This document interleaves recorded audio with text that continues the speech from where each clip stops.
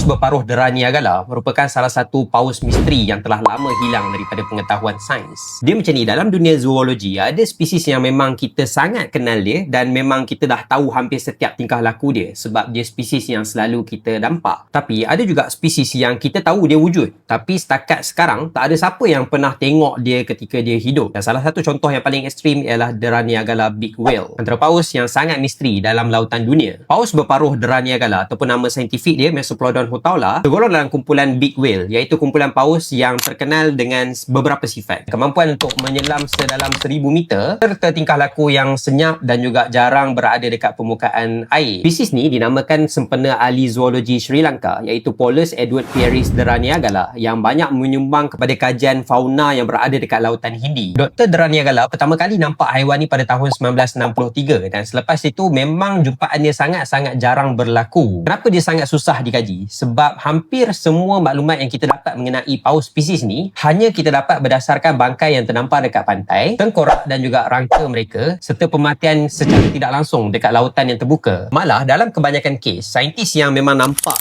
spesies ni mereka tak pasti sama ada mereka betul-betul tengok spesies ni ke ataupun spesies Mesoplodon lain yang lebih kurang sama dengan struktur dia. Ini disebabkan oleh genus Mesoplodon, dia ada banyak spesies yang bentuk badan mereka hampir serupa. Perbezaan utama mereka hanya pada gigi jantan dewasa macam tu sahaja, dan juga kita sangat susah nak bezakan mereka antara satu sama lain tanpa berdasarkan spesimen fizikal yang lengkap. Macam yang kita tahu mengenai paus berparuh dera Niagara ni, salah satu dia ialah saiz mereka sederhana di mana badan mereka sekitar 4 hingga 5 meter kepanjangan dan warna mereka lebih kurang kelabu gelap sehingga coklat keabu-abuan. Tapi itulah ciri-ciri ni bertembung dengan spesies Mesoplodon yang lain menyebabkan kekeliruan taksonomi selama berpuluh tahun. Hanya dengan kemajuan analisis DNA yang lebih moden, barulah saintis boleh asingkan sikit spesies mereka dengan lebih yakin. Banyak lagi cerita pasal alam kehidupan yang sebenarnya korang boleh baca daripada buku biologia. Korang boleh dapatkan buku biologia ni dekat beg kuning.